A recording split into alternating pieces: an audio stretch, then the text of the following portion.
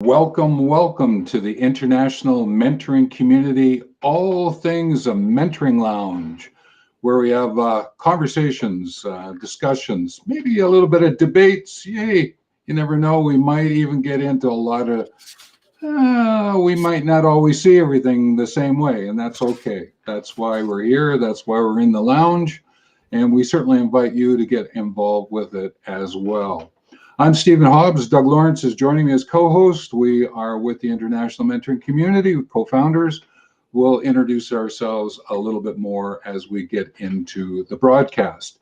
I just wanted to share with you where we're going today. We are looking at the topic of mentoring approach and some process and tips for you. We're bringing this to you because the notion of approach is one way of looking at mentoring. Sometimes people will drop into what we call the mentoring avoidance, and it's another way in which to go at mentoring. And we want to bring this notion of approach and avoidance to the foreground. So that's what we're going to be chatting about first. Then we're going to just sort of take a look at this notion of system and process as it applies to mentoring.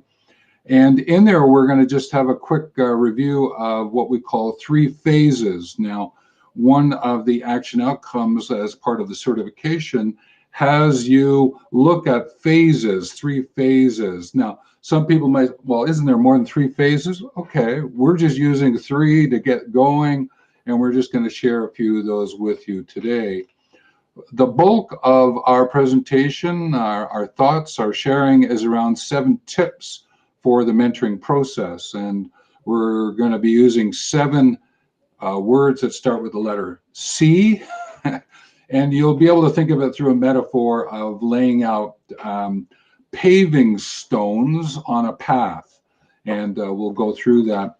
And then at the end, we're just going to share 5 ideas for you as a mentor so that you can think about, okay, if I go into mentoring as an approach, I'm using these paving stones on this pathway.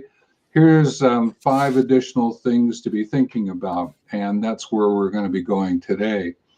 So to get us started, I'm just going to have us introduce ourselves to you because maybe you're new to us on this Wednesday morning at 10 a.m. Mountain, which is when we have the Mentoring Lounge. That's when we open it up.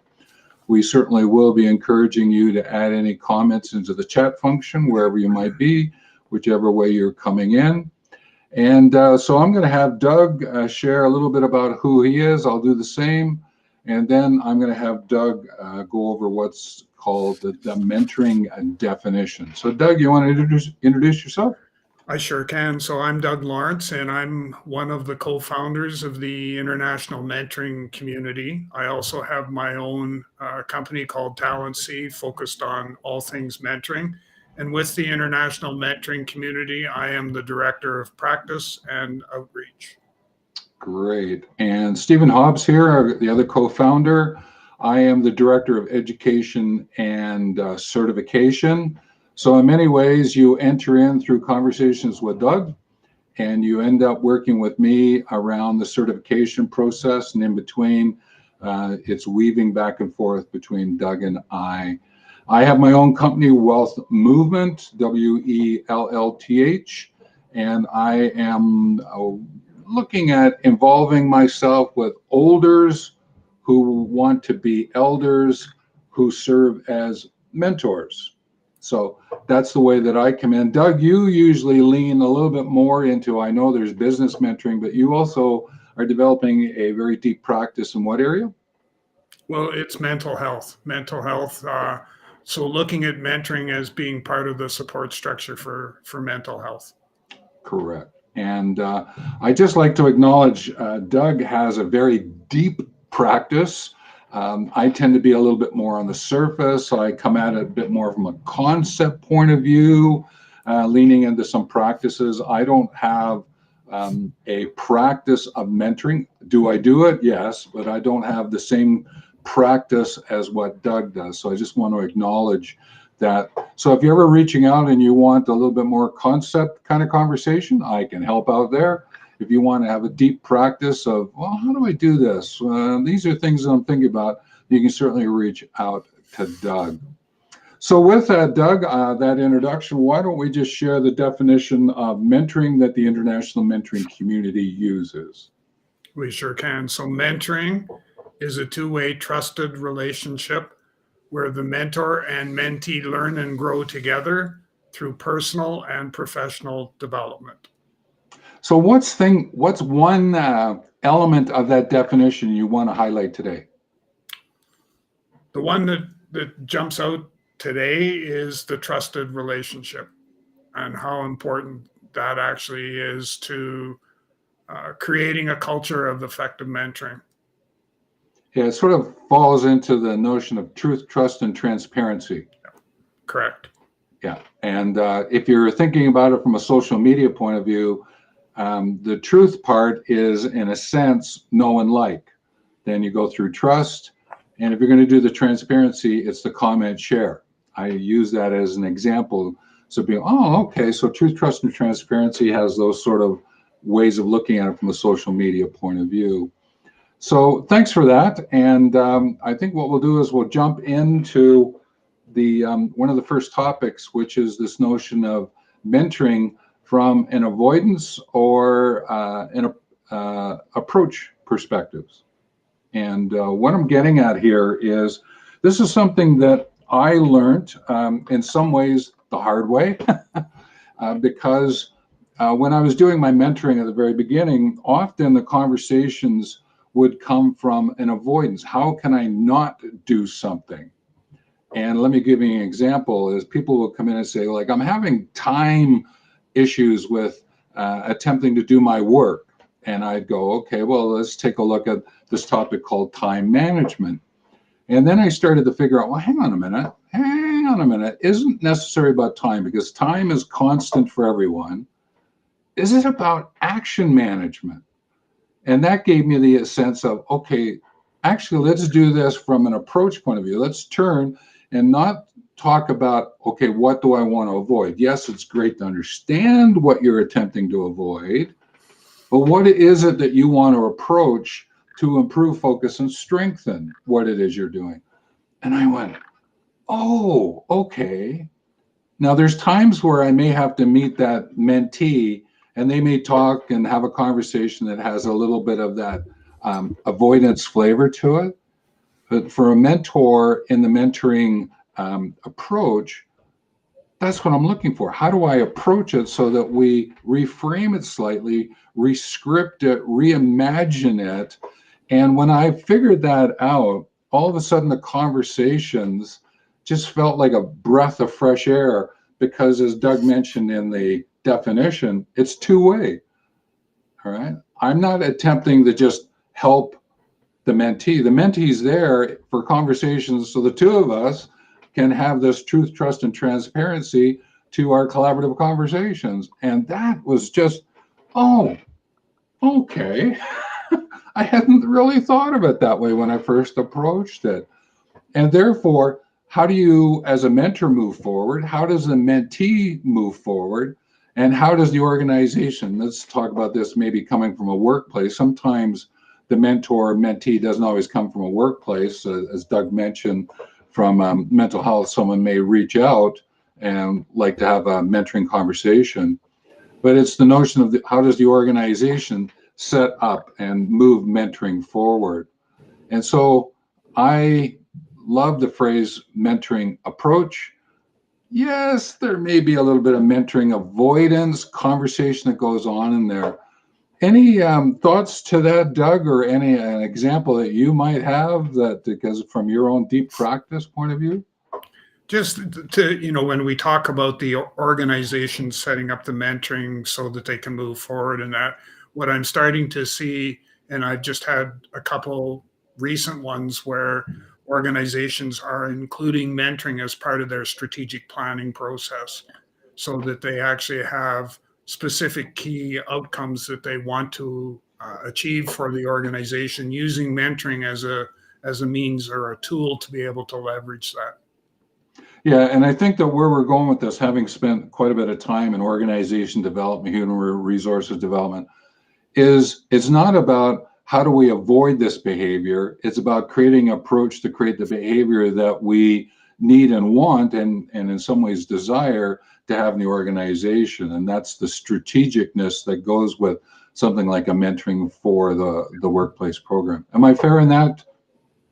Yeah, you are. The one other thing I would add to the aspect of what we've already discussed is that it becomes a culture in the organization. Mentoring becomes part of that culture, and in some of the research material I've been reading lately, organizations are actually hungry for that culture to be put into practice, using mentoring as kind of the vehicle that's going to help them get there. Yeah, so it's sort of like the movement of mentoring in an organization culture that is where everyone enjoys what they do and do what they enjoy kind of idea. So, yeah, I that is a lot more of the turning I see happening in organizations today. I don't do so much of that organization development work anymore because I'm going to use the word playing with the elders mentors storyline. And I know Doug is still playing with organizations. So hopefully that helps you. It's a perspective of is the conversations you're having about avoidance, or is the conversation about an approach to improve focus and strengthen the mentee? So that's a way of looking at it. The next topic we wanted to cover off today is this notion of system and process. Mentoring is both a system and it has processes. So system is this way of constructing a series of processes called a system that you follow. Sort of you take this step here, take that step here, you do this, you do that, and along the way it unfolds so that you can go, okay, this is the approach we want to use. We'll call it this system. We might call it the mentoring system. We might call it the human resources system, the organization development system. There's systems and they're in different levels. But in there are different processes that are required. And in the sense of mentoring, okay, that's where we talk about 3 phases. So let me give you an example of this phases of mentoring. There is what's called the pre, during, and post. So if mentoring is a system, there is the process. Okay, here's the pre steps, here's the during steps, and here's the post steps. And you can talk about that as a system, from when you meet up with your mentee until you close off. But it can be each time you meet. The pre coming into, oh, we're going to meet in the cafe, the during time while you're in the cafe, and the post time when you leave the cafe, as it could be, oh, we're going to actually meet 20 times, 21 times, right? That has how do we set that up? How do we do it? And then how do we close it off? So that's what I mean about there's the system and then there's the process elements that go with it. There's one thing that I've always enjoyed, and it's not completely mine. I did an adaptation to it. Someone once said to me that system means save yourself time, effort, and money. And I went, hey, that's really great. And then I went, well, it's more than one system. There's probably systems. And so the S for me is safety. So if you're going to set up systems, save yourself time, effort, and money, you're going to set up mentoring, then there's a filter, a lens of safety that's associated with that. And Doug and I have talked about the safety aspect in other videos, and you can certainly check those out in the YouTube channel of International Mentoring Community and look up safety, and you can take a look at that one. But I think it might be important and helpful, Doug. Let's just take a look at a few more of these processes as part of systems. These 3 phases is another way of talking about it. You want to go over one that you like to use? I have a couple, but probably the first one, it has to do with the aspect of reflection. And so it's reflect, reuse, rebuild. And the idea behind it is I'm going to, after I'm done the mentoring session with my mentee, I'm going to reflect back on, the things we talked about. From that, I'm going to determine what are some of the things that worked well that I can reuse in the next mentoring session that we have when we get together. And what are some of the things I basically have to kind of throw the baby out with the bathwater and actually rebuild from scratch again, or taking, a little bit, but that requires some form of rebuilding to take place for the next time we get together. So in many ways, the pre, during, post, you just gave an expansion of post that leads into the next pre. Would that be fair? As an example? That's one way of looking at it. So the notion of pre, during, and post, another way of looking at that is before, during, and after. That's another 3 phases. One that I tend to use is start, sustain, scale. Okay. It has a little bit more business kind of flavor to it. But if you're going to start it up, how do you then sustain mentoring? And then how do you scale it? And the scaling might be as, well, do we push, pull a little bit more in our conversations? Is this scale, well, why don't we continue this for another year? Mentee might go, hey, I'd really love to stay in contact with you. Okay, if we're going to do this, let's scale it up and figure out how we're going to do it. So that's another one that I'll sometimes phrase as another phasing. Do you have another one? I have one that is kind of out there a little bit, and it's one that I shared from a practice perspective and from having to have an analogy that people could relate to. And so what I did was I took 3 phases, and the analogy is based on building a house. And so the first phase is trust. And so it's like the trust becomes the foundation of your relationship that you're working with. So the trust it's like a foundation. So you're pouring the concrete, and you're trying to, and you know that if I don't build a solid foundation, we're going to crumble, and it's not going to work well. So we need to have the trust. The second phase is the learning and development phase. And that's where the heavy lifting of the mentoring relationship is going to take place. And so that's when our house has got the walls and the roof and, the siding's on, and it's basically, it's a livable structure now. And so I use that to be able to demonstrate to, my mentee that this is a learning and development phase, which ironically goes hand in hand with the definition of mentoring. And then finally is the maintenance phase. And the maintenance phase for me is I'm going to maintain the structure of our relationship and the confidentiality and the trust and all of those pieces. I'm going to maintain those as part of the relationship. Now, the thing that I tell people is that I can fluidly move back and forth between each of those 3 different phases, however the need may be to be able to go that. So if I have somebody who is in maintenance and all of a sudden something happens in their life or in the workplace and they need to re-engage, they can do so, and we can go back into the learning and development phase and continue on the relationship from there. Great. So that's certainly another 3. I'm just going to add 2 more. I'm not going to go into them in great depth. Another one might be continue, stop, start. What do I continue doing? What do I need to stop? What do I need to start up? And that might be a reflective piece as well. You could actually be doing it while you're mentoring, and instead of reflecting just in it, you can reflect on it. You can actually get back, oh, hang on a minute, there's something here I need to deal with, right? And that will become a point that I'm going to raise a little bit later. Another one is add, alter, delete. That sort of goes along with reflect, reuse, rebuild that Doug used. Again, these are just 3 phases, ways of looking at it. Could you go to 4? Could you go to 5? Well, we're going to actually give you 5 plus 2 phases, which is another one that we sometimes use.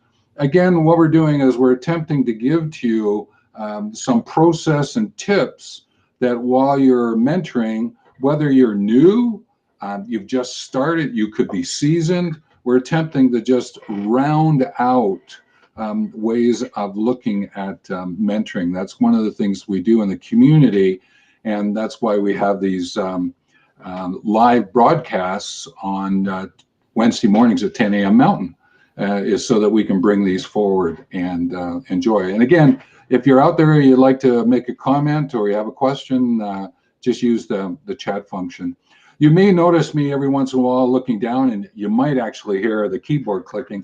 Sometimes I'm adding more ideas to the show more notes, so the summary that goes in the show more notes that goes with the videos, no matter where you find them. So sometimes you might hear me do that. So Doug, why don't we take a look at the 7 tips for mentoring process, another way of looking at it. Again, this is the, I had mentioned earlier, using 7 paving stones, or you could say, okay, here's the 5 paving stones and 2 guide rails. Again, it just depends which way you want to look at it. Now, what I'm going to be doing is opening up my sketch pad and just having a little fun with you as we take a look at this. And again, Doug is going to comment and you bring examples in. Again, you can ask questions if you have them. So opening up the screen is that one of the first ways to take a look at it, and I'm just going to use sort of the sense of paving stones, is to connect. So there is this idea of how do I get into the phasing? I'm going to connect. Now, this connect may be before you start, all right? So that could be part of the pre, or it could be as I'm coming into the actual time of mentoring, there is that connect component. I've heard how mentors sometimes just jump in and say, okay, so what's your question today? Without going through any kind of connection. And I find that for me, that sort of falls flat, and I can sort of almost see the mentee just sort of drift back a little bit. That is, well, hang on a minute, aren't we humans? And being human and being fully human and being natural, and how might I connect with that? Any thoughts on the connection component? No, I think that's good. Yeah, so this connect component is to actually establish a link between you and the mentee. So I'm going to be using the filter of looking at this from a mentor point of view. So the next thing that you may want to take into consideration is to consider. And to consider here is to think about with caring, to consider what might be the topics. And this is where you might ask the question, well, what is you'd like to chat about today? Or, hey, the last time we met, we were going to chat today. So let's consider that. And it's to sort of bring to light, to bring to focus what it is that you wanted to consider today before making any kind of decision about where you're going to be going. Doug often shares with me, sometimes you're going into your mentoring approach, and what you think is going to happen isn't exactly what's going to unfold in front of you. And this consider just gives you that time to take a little bit of a breath and just get yourself organized. Any thoughts there, Doug?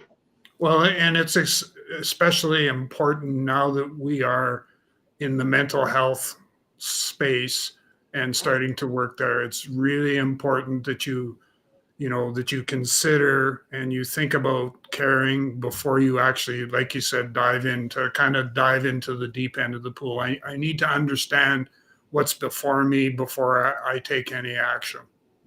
Right. Well, then the next paving stone is to converse. We often talk about collaborative conversations, converse, to, okay, we're going to now get into this conversation. In our definitions, 2-way. It's learning and development, it's personal, professional. It's to converse about that around the kind of topics that you want to have that conversation about. And it's really to engage. It's not about a one-way, all right? It's not the mentor talking. It's about the mentor and mentee sharing, if I was to use that phrasing. And it's to have that conversation that feels open. And what you can also do is take a look at all the perspectives. Sometimes you may have a conversation started and you have to do a little flip over. Now, where I'm getting at, this goes back to avoidance and approach. If you're always doing the approach, sometimes you may have to go, hang on a minute. I think the mentee is asking about time management. Let me use the example. As a mentor, let's get you to action, but I may need to listen to the time story, the reverse of what we're talking about, to get back into the approach. And that is in the conversation, and to be open and wholehearted in that conversation. Doug? No, nothing to add. Okay. The next one that we may want to take a look at is to conclude.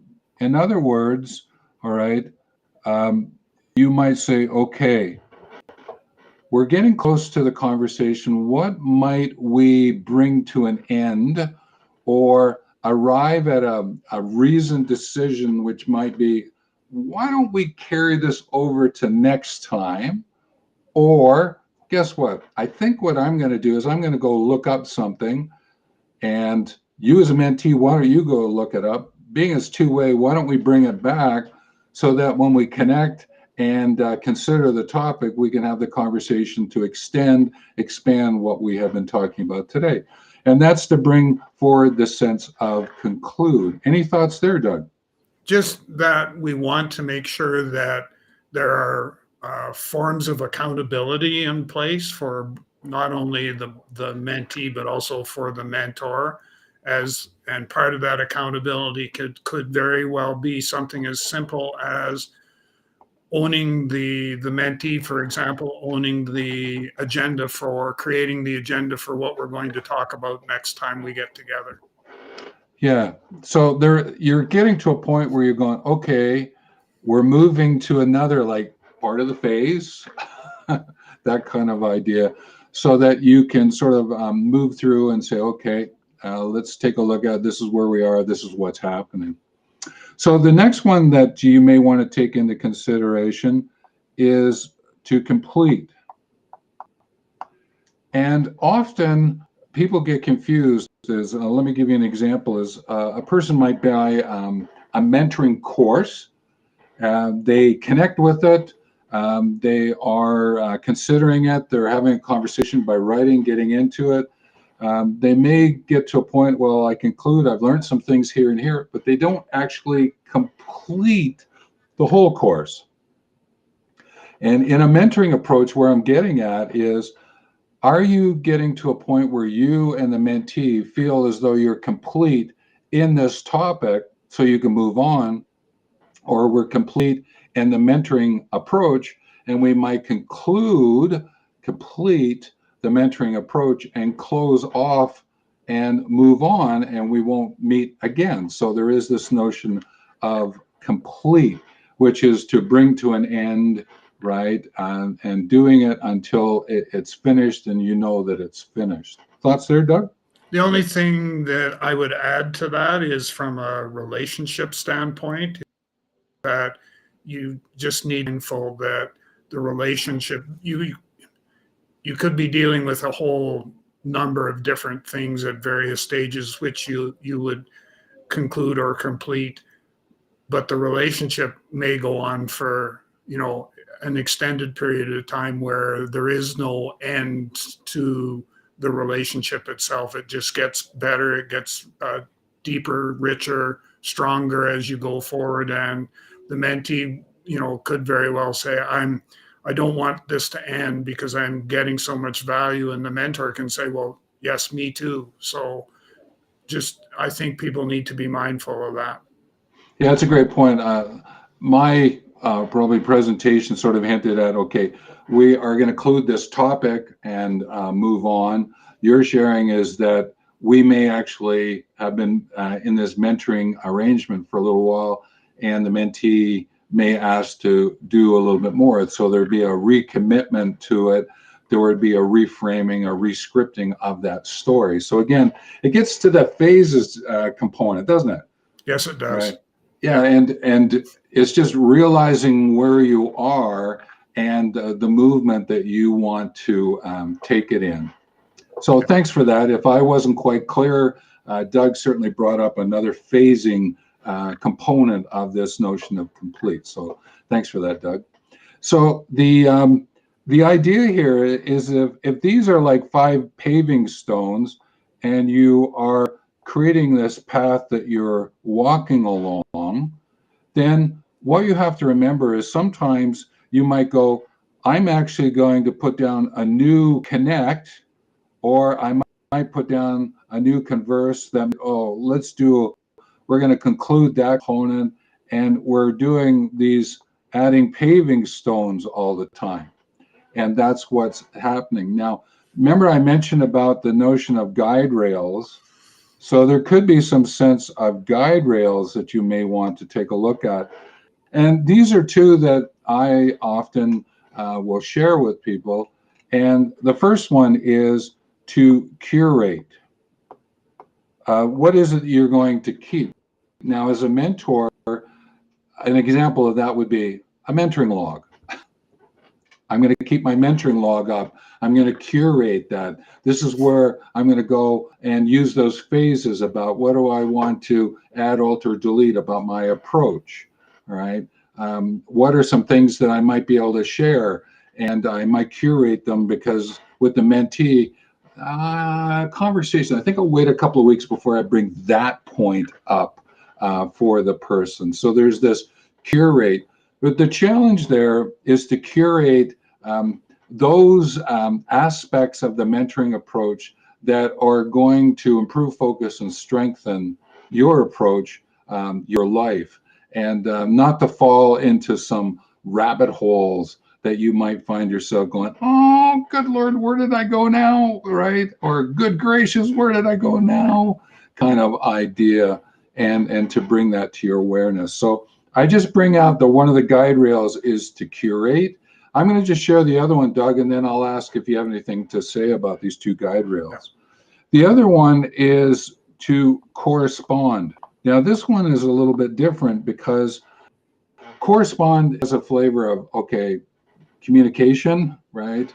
This notion of conversation, but correspond that I'm looking here is how does what we do correspond with all the other things that might be happening? In some videos, we talk about, well, you're in the mentoring arrangement, you, the mentor with the mentee, but there's other people get influenced because of the outcomes that as the mentee goes, I hadn't thought of it that way from an action management, going back to time management, action management, and they take back into their group or team an action management approach and start explaining it to it. Well, guess what? What they learned in the mentoring time with you, they learned about action management. They're going to use that, and therefore there's an influence. There's a ripple effect, right? So there's a sense of this web of correspondence.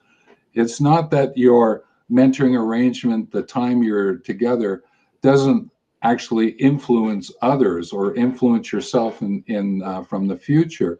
So I bring up the word correspondence, right, or correspond as a remembrance of that, because it does influence the correspondence, the communication, the community, but it also this ripple effect that goes up. So I wanted to bring up those sort of 2 guide rails to help you with these paving stones, is correspond and curate as ways in which to, in a sense, give you, okay, here's the path that we're following, but the path isn't necessarily what I might call, and let me use another arrow here.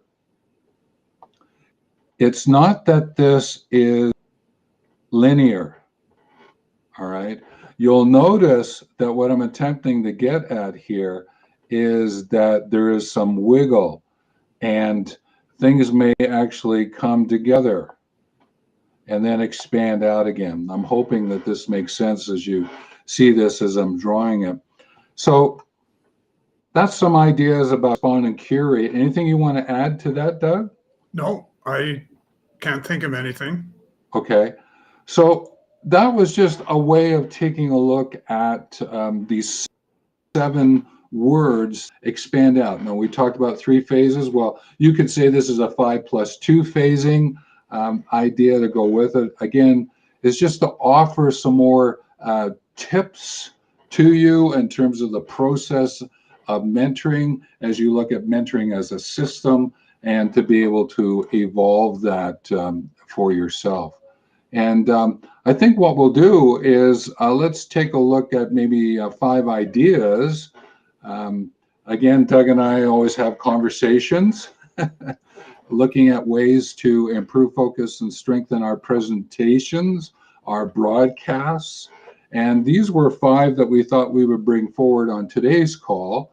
And again, we could take each one of these and create a video on each one. So again, these will be a little bit more from a summary point of view as we start looking at, closing off today's broadcast.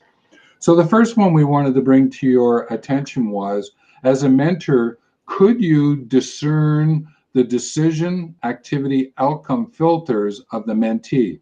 What I'm talking about, as you listen, as you interact with the mentee, what is the decision, activity, outcomes filter the mentee is using? Let me go back. They came in wanting to talk about time management. You're asking them to think about it through action management.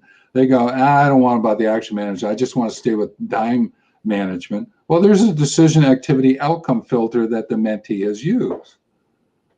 Okay, what is that? Does it still serve? Is it something you may want to chat about? Is it something you may want to question the mentee about? So discerning the filters of the mentee, but guess what? It's also discerning the filters that you bring in. And maybe time management is what you want to chat about, and it may not be until maybe the next time you meet or the time after that you might go, let's chat about it from an action management point of view. So it's discerning the filters that you're looking at. Some people might use lenses that you're looking at.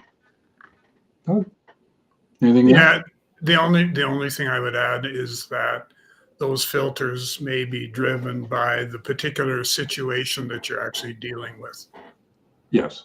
And that's why in notion of the connect, all right, and as you consider, is just discern those filters. See if you can feel them, right? In a sense, taste them, smell them, all right? If you're using a sort of a sensory perspective, it's important to be alert to that.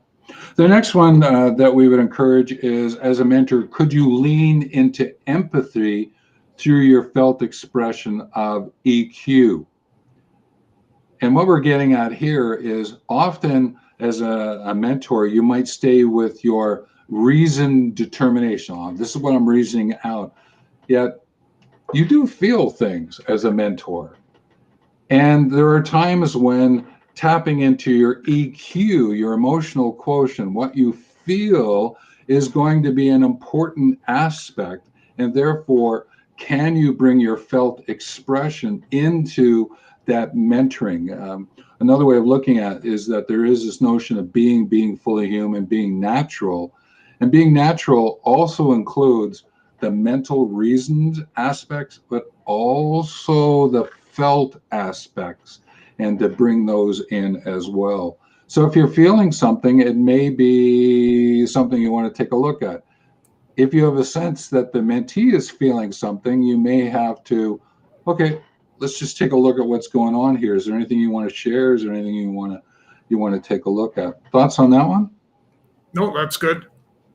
Okay, the next one to take a look at is, Doug and I thought this one was really important, and it's to acknowledge, guess what, as a mentor, could I maybe incorrect about here and the there? And through this conversation you're having with your mentee, you may actually get a challenge to your belief. And you may, well, hang on a minute, I may actually be incorrect in my thoughts about the here and the there. And through our conversations, I have new insights. I love that about mentoring, because there are times in these collaborative conversations I get these, I call them fabulous insights. And I thank the mentee for doing that. And sometimes that surprises the mentee. They're going, oh, well, okay, thank you. And I got something out of it, and you got something out of it. Oh, this is great. This is wonderful. And that's why I often, when I mentor, as I attempt to mentor, not always in the area or the disciplines that I work with, I attempt to find ways to mentor outside of my disciplines, which you can do as a mentor. If you're using the discipline of mentoring, you don't have to have the lived experience of the mentee to be able to help the person, to assist that person. Is it of great assistance to have that lived experience connect? Yes, but you can also do it as a mentor, and that's one of the beauties of mentoring. So anything there, Doug? Just the only thing that comes to mind for me is to just be aware of any bias that you may have before going into that conversation. Which is a great segue into the next one we'd ask you. As a mentor, could you, or would it be of help to remember the beliefs that you have are based on the experiences to date? Okay, so your lived experiences are up to the point of that conversation, and therefore it might be helpful. And this is a thought activity I offer to you. One of the things that I have done is that I write down I believe statements. I believe this, I believe this, I believe this, I believe this. And then what I do is I rewrite them as I suppose statements. So the notion here is the I believe is bringing my lived experience to the now. The I suppose gets me thinking about the future aspects, and would those still be applicable? It just puts me into a different thinking, feeling space. And I would encourage that of the mentors into the mentees. And you can ask the mentee to do something that's similar, but we're sharing here about the mentor point of view. And just to make sure that you are not going down some rabbit holes. You're not getting caught up in some things that could be a tunnel, a reality tunnel for you, is that you're staying open and wholehearted in your approach to mentoring. Thoughts? No, that's good. Yep. So the fifth one that we wanted to share with you is that the reality that you as a mentor, you need to recognize that it influences the communication. There's no way around that. Communication is, you have to think of it more like an open dance with mystery, all right, with some humor thrown in. That's a really great way of taking a look at communication, because communication is not only the message and about the quarters and barriers to it, but often communication is about the coordination of the behavior of another or others. And if you're in the mentoring, you are coordinating the behavior of the mentee and vice versa. Okay, it goes vice versa. And therefore, the reality that you're sharing, recognize that reality. And that reality could be looked at as, if you go back and take a look at 1, 2, 3, and 4, and nest those in each other, they frame up this sort of reality. And it's a good idea to every once in a while go back and take a look at these 5 statements. That's why Doug and I thought this would be a great way to sort of bring to the foreground, if it's a mentoring approach you're in, and the process and tips that you're going to employ in the system of mentoring, come back and look at these questions, these statements, turn them into questions in a sense, and challenge yourself, right? Connect with them, right? Consider them. Converse with yourself. Conclude where you are with them. Complete, do I stay with them or give them up? What do I curate here? What do I correspond to? It's a way for you as mentor to really get into, I think Doug and I use these terms, deepen and enrich your mentoring approach. Any thoughts here, Doug? add to No. this? Not to add, no. Yeah. So Doug and I, these came from what, a good 3+ years of us having conversations. We summarized these up. We thought that we would offer them up today. It sort of seemed to make sense. So that's what we thought we would gift you today. So what we've done is we've taken a look at this mentoring avoidance approach conversation, phases, 3 phases, different ways of looking at it. Then we sort of unpacked a 5+2 phasing using the notion of paving stones and to look at those 5 C related words. We did use a bit of a diagram here to help you maybe understand, so you'll see that. Sometimes people jump to the end to find out what we've covered, so I get that. And so go back in and take a look at the diagram. And then we offered 5 key ideas, insights for you to consider. So as we start to move towards close, Doug, I just want to remind everyone, Wednesdays at 10 a.m. Mountain is when we open up the mentoring lounge for you to come into. You can certainly add ideas. And again, if you find these videos on our channels, Facebook, and that's the mental health and mentoring page, the 2 YouTube channels, you're finding these. You can add comments. We usually go through. If we find something, we'll respond. If not, it may actually lead to another video that we're going to shoot. So with that, Doug, as we know, I bring us in, and as custom, Doug takes us out. So I'm going to ask him to give us some summary thought or thoughts. And when I know that he's done, then I'll just say, take care, and we will close out this broadcast. So over to you, Doug.